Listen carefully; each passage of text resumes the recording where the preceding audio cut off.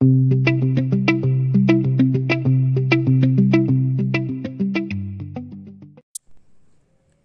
students, the next chapter we are going to revise in the macroeconomics part of economics grade 12 is foreign trade. Foreign trade पनि exam point of भ्यूबाट चाहिँ एकदमै important chapter हो। यसमा चाहिँ हामीले एउटा थ्योरीको बारेमा पनि पढ्छौँ भने त्यो सँगसँगै दुईवटा अर्गनाइजेसनहरूको बारेमा पनि पढ्छौँ। So let us begin with the chapter. फर्स्टमा चाहिँ what is foreign trade, foreign trade भनेको के हो र यसको इम्पोर्टेन्सहरू चाहिँ के हो त।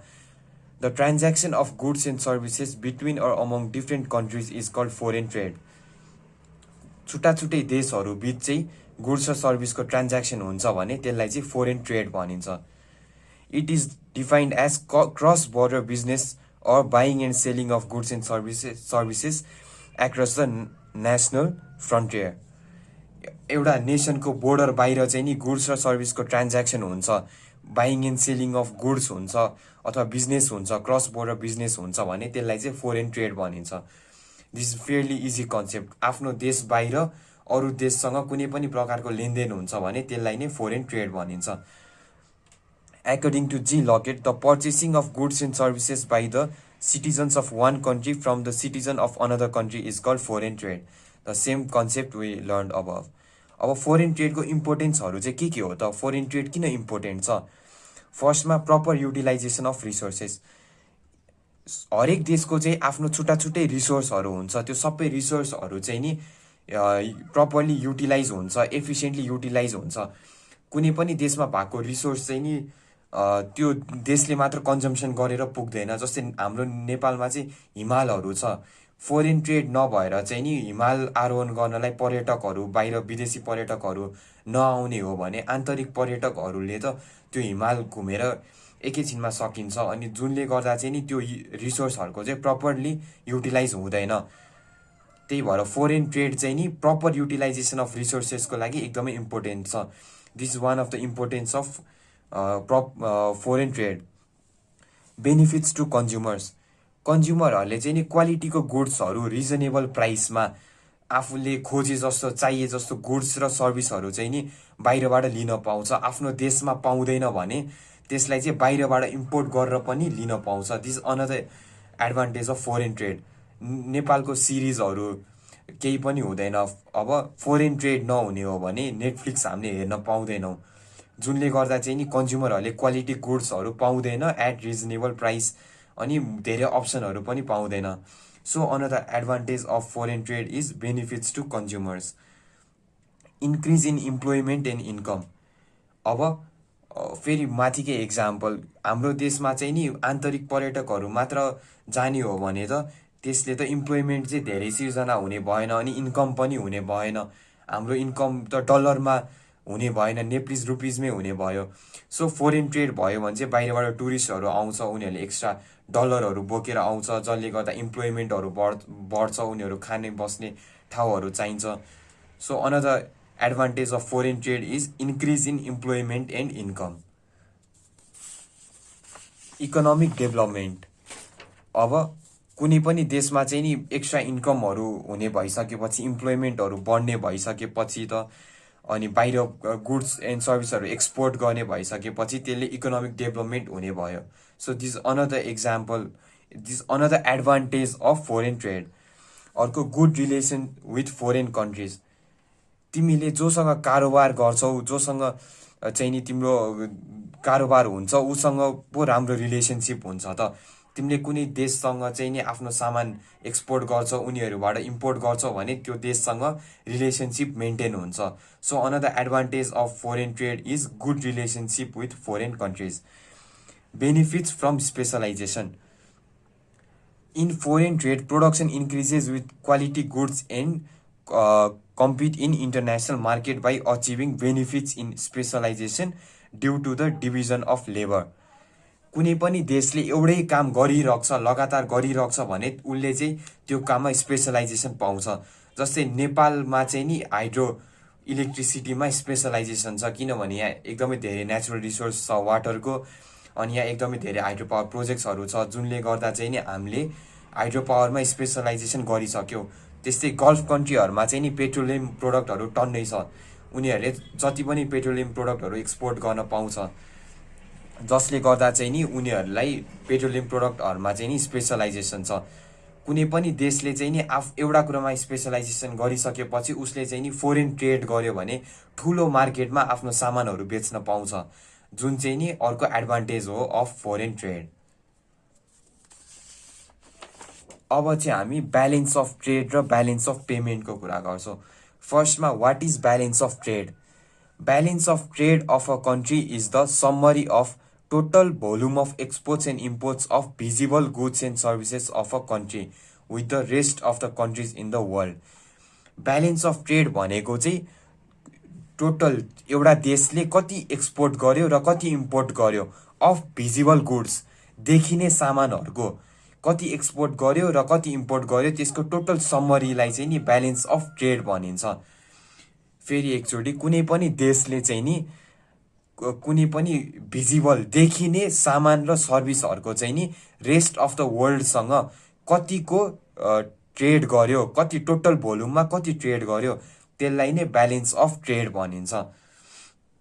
According to Benham, the trade balance of a country is the relation over a period between the values of our export and the value of our import. अब ब्यालेन्स अफ पेमेन्ट भनेको के हो? A comprehensive record of economic transaction of a country with the rest of the world during a given period of time is called balance of payment.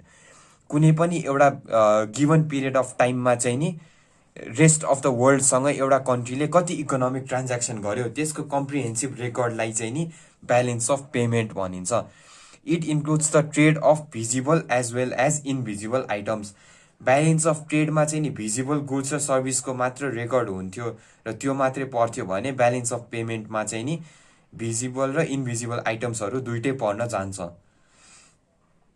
So यसको difference बिट्विनहरू के हो? फर्स्टमा चाहिँ नि let us see the difference between balance of trade and balance of payment.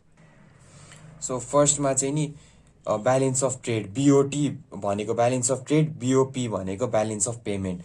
BOT is the summary of total volume of export and import of visible items of a country with the rest of the world in a year.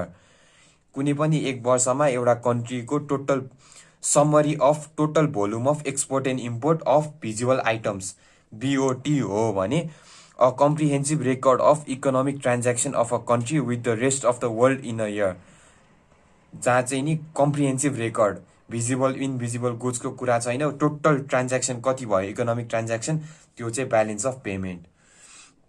BOT deals with transaction of visible or material goods. BOTले चाहिँ visible अथवा material गुड्सको ट्रान्ज्याक्सनसँग मात्र deal गर्छ भने BOPले चाहिँ it deals with a transaction of visible goods and invisible services. यसले चाहिँ भिजिबल गुड्स सँगै इनभिजिबल सर्भिसहरू पनि डिल गर्छ। It is the partial study of total economic transaction of a nation and thus cannot show economic performance of a nation. यो चाहिँ नि partial study मात्रै हो of total economic transaction of a nation. यसले चाहिँ नि economic performance of a nation चाहिँ देखाउन सक्दैन, किनभने यो चाहिँ पार्शियल मात्र हो भने ब्यालेन्स अफ पेमेन्ट चाहिँ नि BOP चाहिँ नि broad study of total economic transaction of nation हो। यसले चाहिँ नि इकोनोमिक पर्फर्मेन्स कस्तो भइरहेछ एउटा राष्ट्रको एउटा देशको भन्ने कुरा चाहिँ नि स्टडी गर्न मिल्छ with the help of balance of payment. Unfavourable BOT can be remove from favourable BOP। Unfavourable balance of trade छ भने त्यसलाई चाहिँ फेभरेबल ब्यालेन्स अफ पेमेन्टले रिमुभ गर्न मिल्छ, तर अनफेभरेबल ब्यालेन्स अफ पेमेन्ट छ भने त्यसलाई चाहिँ नि फेभरेबल ब्यालेन्स अफ ट्रेडले रिमुभ गर्न मिल्दैन। It is a narrow concept of international trade. Balance of trade चाहिँ नि न्यारो कन्सेप्ट हो of international trade, whereas balance of payment भनेको चाहिँ it is a broad concept of international trade. Now what is meant by free trade? Free trade भनेको के हो अनि यसको एडभान्टेज र डिसएडभान्टेजहरू चाहिँ के हो त? Free trade refers to free and unrestricted movements of goods and services within between different countries in the world. कुनै पनि छुट्टा छुट्टै वर्ल्डको चाहिँ देशहरू बीच फ्री ट्रेड हुन्छ, कुनै पनि रेस्ट्रिक्सन बिना गुड्सको मुभमेन्ट हुन्छ गुड्स र सर्भिसको भने त्यसलाई चाहिँ फ्री ट्रेड भनिन्छ। It is international exchange of goods and services without any restriction or ban or barrier. कुनै पनि रेस्ट्रिक्सन और ब्यारियर बिना चाहिँ नि international exchange of goods and service हुन्छ भने त्यसलाई नै फोरेन ट्रेड भनिन्छ. फादर अफ इकोनोमिक्स एडम स्मिथले free trade is that system of commercial policy which draws no distinction between domestic and foreign commodities. आफ्नो देशमा प्रड्युस भएको र बाहिर विदेशमा प्रड्युस भएको कमोडिटिजमा चाहिँ कुनै पनि डिफ्रेन्स देख्दैन. And therefore neither imposes additional burden. अनि बाहिरबाट ल्याएको गुडमा पनि कुनै पनि प्रकारको एडिसनल बर्डन लाउँदैन भने त्यसलाई नै फ्री ट्रेड भनिन्छ भनेर भन्नुभएको छ, according to Adam Smith, father of economics. अब आर्गुमेन्ट्स एडभान्टेजेस अफ फ्री ट्रेडको के हो? फ्री ट्रेडको एडभान्टेजेसहरू के हो? Optimum utilisation of resources. So अघि हामीले कुरा गरे जस्तै फोरेन ट्रेडको एडभान्टेज जस्तै फ्री ट्रेडको पनि एडभान्टेज भनेको एउटा चाहिँ optimal utilisation of resources. Utilisation चाहिँ नि फुल्ली रिसोर्स चाहिँ नि फुल्ली अप्टिमल युटिलाइज हुन्छ फ्री ट्रेड भयो भने. हामीले हिमालकै इक्जाम्पल लिन सक्छौँ. बाहिरबाट चाहिँ विदेशी पर्यटकहरू आएपछि मात्रै हाम्रो रिसोर्स हिमालको चाहिँ फुल्ली अप्टिमल युटिलाइजेसन हुन्छ. Maximum output. The country can produce more and more goods and services utilizing the resources properly. Free trade हुन्छ भने त्यसले चाहिँ नि मार्केटमा कुनै पनि रोकआउट हुँदैन, जुनले गर्दा चाहिँ नि मार्केट एकदमै ठुलो हुन जान्छ. ठुलो मार्केटमा चाहिँ नि हामीले म्याक्सिमम आउटपुट निकालेर म्याक्सिमम गुड्सहरू प्रड्युस गरेर बेच्न सक्छौँ. So this one of the advantage of free trade, maximum output. Benefits to customers अथवा कन्ज्युमर्स. Benefits to consumers. कन्ज्युमरले चाहिँ नि आफ्नो देशमा प्रड्युस भएको सामान मात्र होइन, देश विदेशमा भएको सामानहरू प्रड्युस गर्न, युटिलाइज गर्न, कन्ज्युम गर्न पाउँछ. छानी कन्ज्युम गर्न पाउँछ. सस्तो महँगो जस्तो पनि कन्ज्युम गर्न पाउँछ, जुन चाहिँ एउटा कन्ज्युमरको लागि बेनिफिट्स हो. So this is another advantage of free trade. Benefits to producer slash market expansion.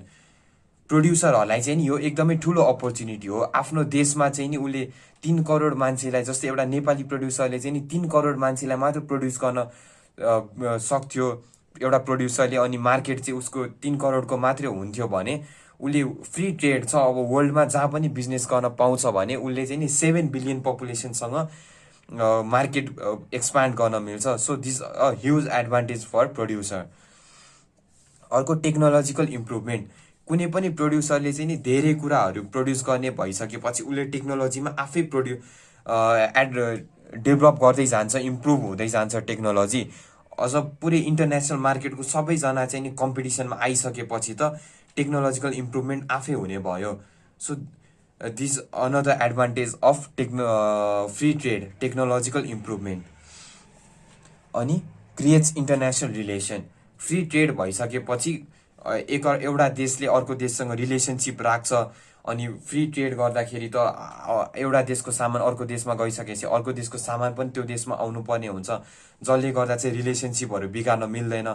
So this another advantage of free trade. Disadvantage चाहिँ के हो त फ्री ट्रेडको? डिसएडभान्टेजेसहरू के हो त? Dominates infant industries. भर्खरै जन्म लिएको इन्डस्ट्रीहरूलाई चाहिँ डोमिनेट गर्छ. फ्री ट्रेड भइसकेपछि त मार्केटमा ह्युज मार्केट हुन्छ, अनि यसमा चाहिँ नि नयाँ कम्पिटिसनहरू आउन पाउँदैन.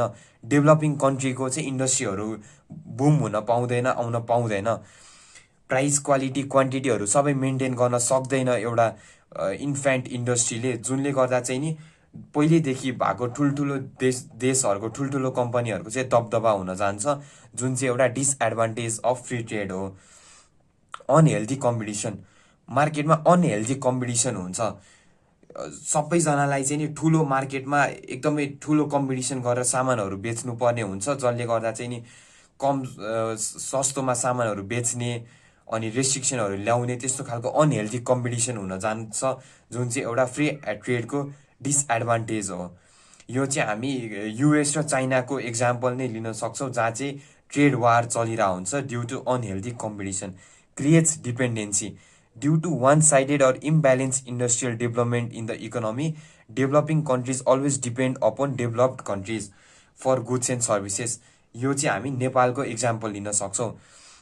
नेपाल चाहिँ नि आफूले केही पनि प्रड्युस गर्दैन, बिकज अफ फ्री ट्रेड उसले चाहिँ बाहिरबाट जे पनि इम्पोर्ट गर्न पाउँछ, जसको कारणले चाहिँ नेपालले आफ्नो देशभित्र केही इम्पोर्ट गर्दैन, त्यही भएर ऊ चाहिँ नि बाहिर देशहरूसँग एकदमै डिपेन्डेन्ट छ। So disadvantage of free trade. Possibility of unemployment. कुनै पनि देशले चाहिँ नि प्रड्युस नगरिसकेपछि, जस्तै नेपालकै केसमा लिन्छौँ, त्यहाँ चाहिँ धेरै अनइम्प्लोइमेन्टहरू हुने चान्स छ, किनभने यहाँ चाहिँ टेक्नोलोजिकल एडभान्टेज पनि एकदमै धेरै हुन्छ, अनि कम्पिटिसन पनि हाई भएको कारणले टेक्नोलोजिकल एडभान्टेजले धेरै कुराहरू प्रड्युस गर्छ बाई युजिङ टेक्नोलोजी, अनि अरूमा डिपेन्ड पनि भएको कारणले चाहिँ नि इम्प्लोइमेन्ट चाहिँ नि नहुने चान्स हुन्छ, अनि there will be possibility of unemployment. अर्को harmful to underdeveloped countries. यो चाहिँ अन्डर डेभलप्ड कन्ट्रिजहरूको लागि हार्मफुल हो, किनभने उनीहरूसँग चाहिँ इनफ क्यापिटलहरू हुँदैन, अनि एक्जिस्टिङ आफूसँग भएको रिसोर्सहरूले मात्र प्रड्युस गर्नुपर्ने हुन्छ, जुन चाहिँ नि ठुल्ठुलो देशहरूले पहिले एकदमै ह्युज इन्डस्ट्रीहरू डेभलप गरेको हुन्छ, जसले गर्दा चाहिँ नि अन्डर डेभलप्ड कन्ट्रीहरूलाई एकदमै डिसएडभान्टेज हुन जान्छ। So these are some of the disadvantages of free trade. अब प्रोटेक्सन ट्रेड भनेको के हो, प्रोटेक्सनिजम भनेको के हो? The term protection refers to the policy of encouraging home industry by giving subsidies to home products by imposing duties on foreign goods.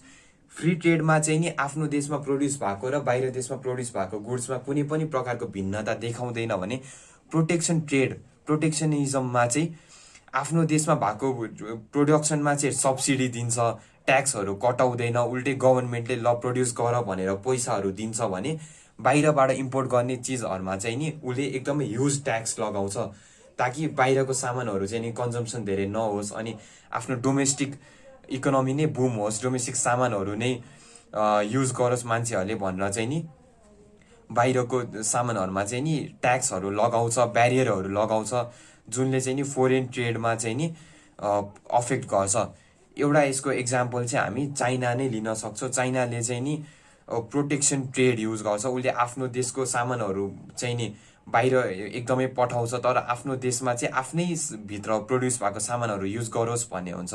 यसको example चाहिँ नेपाल पनि लिन सक्छौँ। नेपालले पनि आफ्नो देशमा प्रड्युस भएको सामानमा चाहिँ थोरै ट्याक्स लाउँछ भने बाहिरबाट इम्पोर्ट भएको सामानमा चाहिँ एकदमै ह्युज ट्याक्सहरू लगाउँछ। अब प्रोटेक्सन पोलिसीको एडभान्टेजहरू के हो त? फ्री ट्रेडको डिसएडभान्टेजहरू जे थियो त्यो चाहिँ प्रोटेक्सन पोलिसीको चाहिँ एडभान्टेजहरू हुन जान्छ। Development of infant industries. बाहिरबाट ल्याएको सामानहरूमा ह्युज ट्याक्स लगाइसकेपछि त आफ्नो देशमा भर्खरै जन्म लिएको इन्डस्ट्रीहरू चाहिँ नि बुम हुन जान्छ, डेभलप हुन जान्छ, अनि उनीहरूले चाहिँ नि सामानहरू मजाले डेभलप गरेर मार्केटमा बेच्न सक्छ। गभर्मेन्टले सब्सिडीहरू दिएर चाहिँ नि इन्फेन्ट इन्डस्ट्रीहरूलाई बुम गराउन सक्छ, which is advantage of protection policy. Development of basic and large scale industries. Imports of foreign goods are controlled by the government. गभर्मेन्टले चाहिँ नि कन्ट्रोल गरेको हुन्छ बाहिरबाट ल्याउने सामानहरू, त्यसले गर्दा चाहिँ नि डोमेस्टिक प्रोड्युसरहरूलाई चाहिँ नि कम्पेल हुन्छ to produce those goods. As a result it helps to develop basic and large scale industry, जसको रिजल्ट चाहिँ नि बेसिक र लार्ज स्केल इन्डस्ट्रीको डेभलपमेन्टमा हुन जान्छ। Proper utilisation of resources. The existing resources are fully and efficiently utilise. अब बाहिर मात्र हामी डिपेन्ड गर्दैनौँ, आफ्नै देशमा चाहिँ नि प्रड्युस गर्न थालिसकेपछि आफ्नो रिसोर्सहरू चाहिँ नि फुल्ली युटिलाइज हुन जान्छ। This is advantage of protection policy. Creates employment opportunities. अब आफ्नै देशमा प्रड्युस गर्ने भइसकेपछि चाहिँ नि त्यहाँनिर छुट्टा छुट्टै टाइपको लेबरहरू चाहिन्छ, skill labour, semi skill labour, unskilled लेबरहरू चाहिन्छ, जसले चाहिँ नि एडिसनल इम्प्लोइमेन्टको अपर्च्युनिटीहरू क्रिएट गर्छ। अर्को सेल्फ सफिसियन्सी। एउटा देश चाहिँ नि आफैले प्रड्युस गरिसकेपछि सेल्फ सफिसियन्ट हुनसक्छ। प्रोटेक्सन पोलिसी बाहिरबाट फोरेन गुड्सहरू नल्याइसकेपछि आफैले प्रड्युस गर्नुपर्ने हुन्छ, जसले गर्दा चाहिँ नि सेल्फ सफिसियन्ट हुनसक्छ। जस्तै नेपालमा चाहिँ नि पोल्ट्री फार्मिङमा नेपाल इज सेल्फ सफिसियन्ट। अनि reduce supply of domestic currency. The protection policy encourages its citizen to keep money or wealth at home by consuming domestic produces. आफ्नो देशको पैसाहरू चाहिँ नि बाहिर जानबाट बच्छ। डोमेस्टिक करेन्सीहरू चाहिँ नि आफ्नै देशमा खर्च गर्ने, आफै जम्मा गरेर राख्ने एउटा हुन्छ। बानी बसेको हुन्छ कन्ज्युमरहरूसँग, बिकज डोमेस्टिक प्रोडक्सनहरू मात्र युज गरिसकेपछि जुनले चाहिँ नि सप्लाई अफ डोमेस्टिक करेन्सीमा चाहिँ रिडक्सन ल्याउँछ। Disadvantage of protection. अब प्रोटेक्सनको डिसएडभान्टेजहरू के हो त? एउटा मोनोपोली हुने चान्स हुन्छ। कुनै पनि देशमा चाहिँ नि एउटा मात्रै बाहिरबाट केही पनि इम्पोर्ट नगर्ने, अनि भित्र पनि डोमेस्टिक मार्केटमा एउटै मात्र इन्डस्ट्रीले चाहिँ नि मोनोपोली गर्न सक्छ, जसले गर्दा चाहिँ नि एउटा डिसएडभान्टेज अफ प्रोटेक्सन हो। Loss to consumers. कन्ज्युमरहरूले चाहिँ नि बाहिरको गुड्सहरू युज गर्न पाउँदैन। बाहिरको गुड्सहरू युज गर्न नपाइसकेपछि कन्ज्युमरहरूसँग धेरै अप्सनहरू हुँदैन, अनि उनीहरूले आफ्नै देशभित्र बनेको जे छ त्यही सामानहरू युज गर्नुपर्ने हुन्छ, जुन चाहिँ लो क्वालिटीको हुनसक्छ, महँगो हुनसक्छ, जुन चाहिँ एउटा कन्ज्युमरको लागि लस हुन जान्छ। Decrease in competitive capacity. Competition हुँदैन आफ्नै देशभित्र चाहिँ नि क्वालिटीको गुड्सहरू नबनाए पनि प्राइसहरू जति महँगो राखे पनि त्यो चाहिँ कन्ज्युमरहरूले किन्नै पर्ने हुन जान्छ, जुनले चाहिँ नि एउटा बजारमा मार्केटमा कम्पिटिसनको माहौल क्रिएट गर्दैन, अनि it creates decrease in competitive capacity. अर्को अनइक्वल डिस्ट्रिब्युसन अफ इन्कम। यस्तो केसमा चाहिँ नि अनइक्वल डिस्ट्रिब्युसन अफ इन्कम हुन जान्छ। Under this policy special facilities are provided only to rich people. प्रोड्युसरहरूलाई, धनी मान्छेहरूलाई मात्र चाहिँ नि यस्तो केसमा चाहिँ नि धेरै प्रोड्युस गर्नलाई पैसाहरू दिएको हुन्छ, जसले चाहिँ नि रिच र पोरको ग्याप चाहिँ नि ठुलो क्रिएट गर्न सक्छ। It creates unequal distribution of income.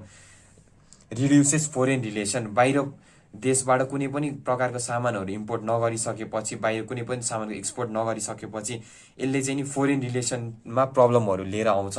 बाहिर देशहरूसँग चाहिँ नि रिलेसनसिप नराम्रो हुन जान सक्छ, बिकज त्यहाँ कुनै पनि प्रकारको लेनदेन हुँदैन, जुनले गर्दा चाहिँ नि रिलेसनसिप पनि मेन्टेन गर्न कम्पेल हुँदैन देशहरू। अब चाहिँ हामी थ्योरी पढ्दैछौँ, comparative cost theory of international trade. Comparative cost theory of international trade भनेको के हो? Comparative cost theory of international trade says that a country in the long run tends to specialize in the production and export of that commodity which has less cost of production and imports that commodity which has high cost of production. Comparative cost थ्योरीले चाहिँ कुनै पनि देशले long रनमा जाँदाखेरि एउटा यस्तो कुरामा चाहिँ स्पेसलाइज गर्छ, एउटा यस्तो कुराको प्रोडक्सनमा चाहिँ स्पेसलाइज गर्छ जुन चाहिँ नि it has lace cost of production. Cost of production जसको लेस हुन्छ त्यस्तो कुरामा चाहिँ हाइली स्पेसलाइज गर्न जान्छ, र त्यस्तो कुराहरू चाहिँ इम्पोर्ट गर्छ जुनको चाहिँ नि हाई कस्ट अफ प्रोडक्सन हुन्छ। आफ्नो देशमा जे बनाउन सस्तो छ त्यसमा चाहिँ हाइली स्पेसलाइज गर्छ, अनि त्यस्तो कुराहरू चाहिँ बाहिर एक्सपोर्ट गर्छ ड्यु टु स्पेसलाइजेसन। अनि जुन कुरा चाहिँ आफ्नो देशमा प्रड्युस गर्न गाह्रो छ, महँगो छ, त्यो चाहिँ इम्पोर्ट गर्छ।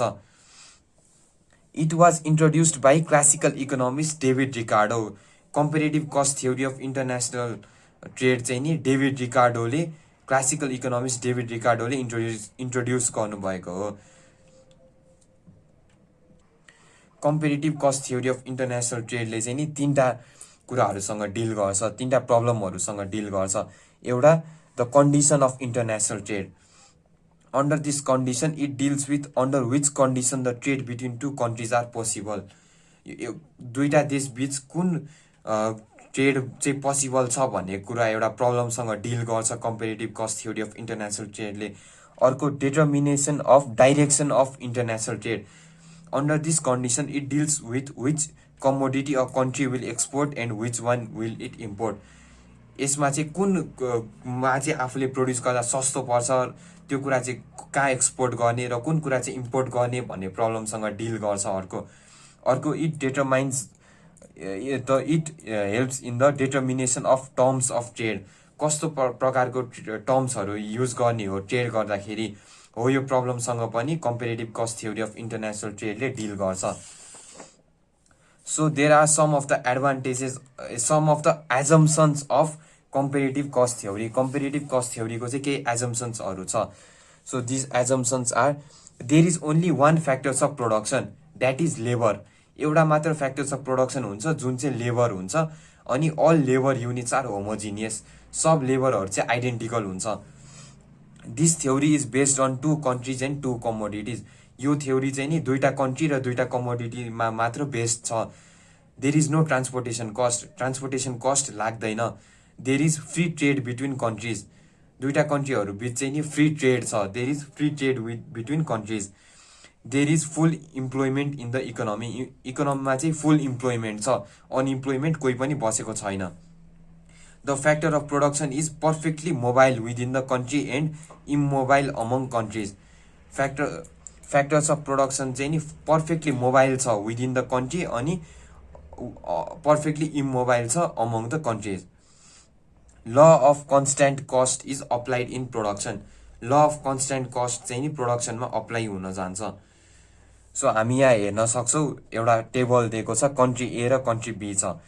Per unit cost of wheat, गहुँको पर युनिट कस्ट दिएको छ 40, ए को, बी को 90।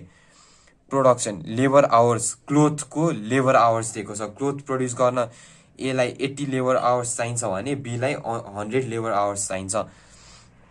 अब domestic exchange rate, domestic exchange रेटमा हामी हेर्न सक्छौँ पर युनिट कस्ट, एक युनिट व्हिटको कस्ट चाहिँ 40 हुन्छ भने लेबर चाहिँ नि कति चाहिन्छ, 80 चाहिन्छ।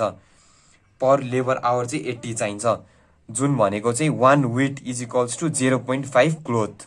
1 wheat is equals to 0.5 cloth. 1 cloth is equals to 2 wheat. बीमा हेर्न सक्छौँ 90 र 100 छ। यहाँ चाहिँ 1 व्हिट भनेको 0.9 क्लोथ, 1 क्लोथ भनेको 1.1 व्हिट। सो यो टेबलबाट चाहिँ हामी के कन्क्लुजन निकाल्न सक्छौँ भने एले चाहिँ नि व्हिट प्रोड्युस गर्यो भने, एले व्हिट प्रोड्युस गर्यो भने 1 व्हिट भनेको 0.5 क्लोथ हो भने 1 क्लोथ भनेको 2 व्हिट हो। बीले प्रोड्युस गर्यो भने 1 व्हिट भनेको 0.9 क्लोथ हो, 1 क्लोथ भनेको 1.1 व्हिट हो। कसलाई के सस्तो पर्न गयो त? एलाई चाहिँ के प्रोड्युस गर्यो भने फाइदा हुन्छ? एलाई चाहिँ नि क्लोथ प्रोड्युस गर्यो भने त्यो त एक क्लोथ प्रोड्युस गर्नु भनेको त 2 व्हिट प्रोड्युस गर्नु बराबर हो, जुन चाहिँ उसलाई बेफाइदा भयो। एक व्हिट प्रोड्युस गर्नु भनेको चाहिँ 0.5 क्लोथ प्रोड्युस गर्न बराबर हो, जुन चाहिँ उसलाई फाइदा भयो। त्यसै बी चाहिँ नि 1 व्हिट प्रोड्युस गर्नु भनेको 0.9 क्लोथ प्रोड्युस गर्नु हो, अनि 1 क्लोथ प्रोड्युस गर्नु भनेको चाहिँ 1.1 व्हिट प्रोड्युस गर्नु हो। सो उसलाई चाहिँ के प्रोड्युस गर्दा फाइदा भयो? उसलाई क्लोथ प्रोड्युस गर्दा फाइदा भयो भने एलाई चाहिँ नि व्हिट प्रोड्युस गर्दा फाइदा भयो। सो कम्पेरेटिभ कस्ट एडभान्टेज, दुईटा देशमा दुईटा कमोडिटी प्रोड्युस गर्दा कम्पेयर गर्ने, कुन प्रोड्युस गर्दा चाहिँ फाइदा भयो।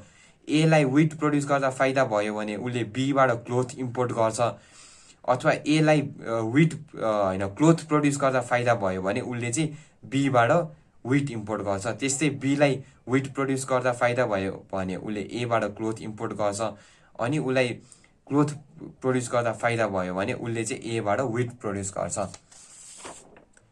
What are the criticisms of comparative cost theory of international trade? Comparative cost theory of international ट्रेडको क्रिटिसिजम्सहरू चाहिँ के हो त? This theory ignores demand side, यसले चाहिँ नि डिमान्ड साइडलाई इग्नोर गर्छ। यसले चाहिँ खालि प्रोडक्सन हेर्छ, कति सप्लाई गर्न मिल्छ भन्ने कुरा मात्र हेर्छ, विच इज डिसएडभान्टेज अथवा criticism of cost comparative cost theory of international trade. Wrong अजम्सन of 2 countries and 2 goods, एउटा वर्ल्डमा चाहिँ नि एकदमै धेरै कन्ट्रीहरू छ, दुईटा मात्र कन्ट्री छैन, अनि there are various goods.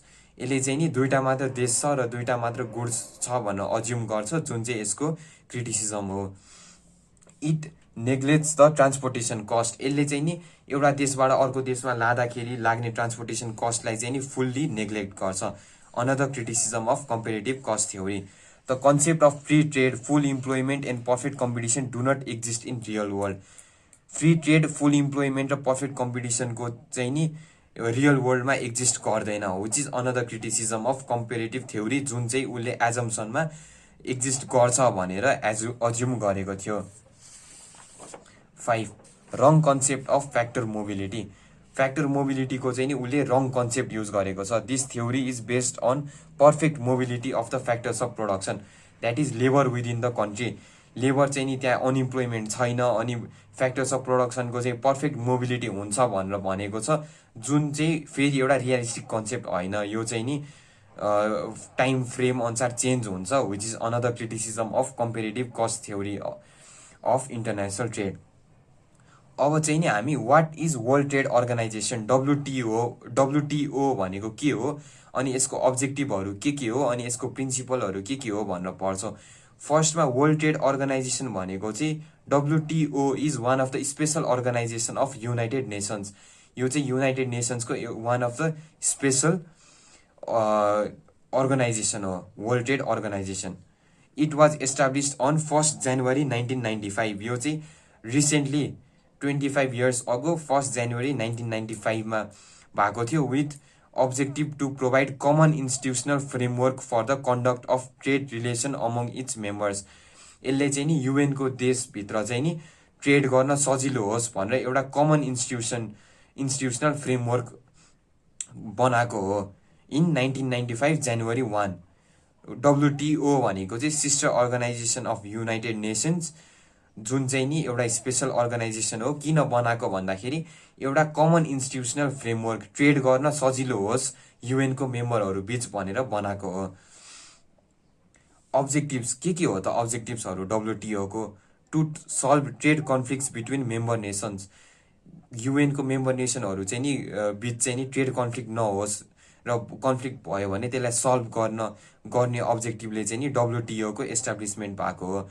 To simplify and reduce custom duties and other trade barriers among member nations.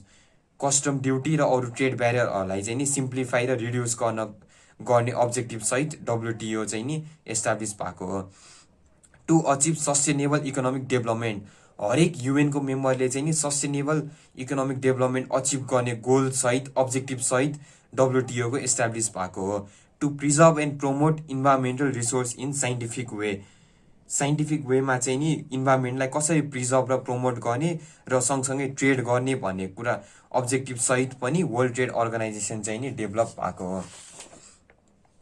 To mobilise resource to increase real income, effective demand and employment opportunities. रिसोर्सहरू चाहिँ इन्क्रिज गर्न, real income increase गर्न, employment अपर्च्युनिटिजहरू create गर्नको लागि पनि world trade organisation चाहिँ नि एउटा अब्जेक्टिभ सहित खुलेको हो। To promote the production of trade of goods and services. So main objective भनेको to promote and production of trades of goods and services. Goods र सर्भिसको ट्रेड चाहिँ नि मेम्बर नेसनसँग प्रमोट र प्रोडक्सन गर्नको लागि चाहिँ नि अब्जेक्टिभ सहित डब्लुटिओ एस्टाब्लिस भएको हो। डब्लुटिओ को प्रिन्सिपलहरू के हो त? To carry out international trade without discrimination. उसको मेम्बर कन्ट्रीहरू बीच चाहिँ नि कुनै पनि डिस्क्रिमिनेसन बिना इन्टरनेसनल ट्रेड गर्ने एउटा प्रिन्सिपल हो। To ensure free trade among member nations. WTO को मेम्बर नेसन्सहरू बीच चाहिँ नि फ्री ट्रेड गर्ने एउटा प्रिन्सिपल सहित डब्लुटिओ को एस्टाब्लिसमेन्ट भएको हो। टु प्रोभाइड सेक्युरिटी ग्यारेन्टी, कुनै पनि ट्रेड गर्दाखेरि चाहिँ ग्यारेन्टीहरू प्रोभाइड गर्नुपर्ने हुन्छ। यो ग्यारेन्टीहरू प्रोभाइड गर्नको लागि सेक्योरको लागि पनि एउटा प्रिन्सिपल हो डब्लुटिओ को। To develop open fair and liberal competition among the member nations. Member nation बीच चाहिँ नि फ्री ट्रेड होस्, ओपन र फेयर ट्रेड होस्, र कमर्सियल एक्टिभिटिजहरू पनि मजाले होस्, कुनै पनि प्रकारको डिस्क्रिमिनेसन नहोस् भन्ने एउटा प्रिन्सिपल चाहिँ डब्लुटिओ को हो। To give member nations more time to adjust, greater flexibility and special facilities. कति फेसिलिटीहरू चाहिँ सबै कन्ट्रीमा नहुन सक्छ, त्यस्तो खालको फेसिलिटीहरू प्रोभाइड गर्ने, फ्लेक्सिबिलिटी प्रोभाइड गर्ने अब प्रिन्सिपल सहित डब्लुटिओ को एस्टाब्लिसमेन्ट भएको हो। So now we move towards South Asian free trade area SAFTA. अनि यसको अब्जेक्टिभ र प्रिन्सिपल्सहरू के हो? साफ्टा भनेको के हो र यसको चाहिँ नि अब्जेक्टिभ र प्रिन्सिपल्सहरू के हो त? The South Asian free trade Area, नाममै छ South Asian free trade Area. South एसियालाई चाहिँ फ्री ट्रेड एरिया बनाउने। The South Asian free trade Area was established by the SAARC member countries. SAARC member कन्ट्रीहरूले चाहिँ नि रिजनल ट्रेड प्रमोट गर्नको लागि साउथ एसियन रिजनमा साफ्टा अर्गनाइजेसन क्रिएट गरेको हो, एस्टाब्लिस गरेको हो। It came into existence since 1 January 2006। यो चाहिँ नि 1 जनवरी 2006 मा एस्टाब्लिसमेन्ट आएको हो, with the objective of promoting fair competition in the free trade area. South Asian रिजनमा चाहिँ नि फ्री ट्रेड प्रमोट गर्ने, फेयर कम्पिटिसन प्रमोट गर्ने अब्जेक्टिभ सहित ट्रेडको ब्यारियर्सहरूलाई एलिमिनेट गर्ने, effective mechanism for implement of trade अग्रिमेन्टको अर्को अब्जेक्टिभ र establishment of framework for further regional कोअपरेसनको अब्जेक्टिभ सहित स्याफ्टा चाहिँ नि डेभलप भएको हो। एउटा फ्री ट्रेड गर्ने, मेम्बरहरू बिच कुनै पनि ब्यारियरहरू नहोस्, ट्रेड गर्नलाई चाहिँ इफेक्टिभ मेकानिजम इम्प्लिमेन्ट होस् र रिजनल कोअपरेसन होस् भन्ने अब्जेक्टिभ सहित चाहिँ नि स्याफ्टाको एस्टाब्लिसमेन्ट भएको हो। प्रिन्सिपलहरू के हो त स्याफ्टाको? SAFTA will be governed by rules and regulations, decisions, understanding and protocols. यो चाहिँ नि सार्क कन्ट्रिजहरू बिच मिलेर गभर्न गर्ने by rules, regulations, decisions and understandings and protocols. The contracting state affirms their existing rights and obligations. कुनै पनि देशले चाहिँ नि कुनै पनि राइट्स एक्जिस्टहरू चाहिँ नि गर्न पाउँछ, राइटहरू एक्जिस्ट गर्छ। This is another principle of SAFTA. SAFTA shall be based and applied on the principle of overall reciprocity and mutual advantage. सबैलाई एडभान्टेज होस्, म्युचुअल एडभान्टेज होस् भन्ने प्रिन्सिपल राख्छ अफ स्याफ्टाले। SAFTA shall involve in free movement of trades. स्याफ्टाले चाहिँ नि free movement of ट्रेड्सलाई प्रमोट गर्छ within the South Asian free trade Area. So this is another chapter in the macro economics part.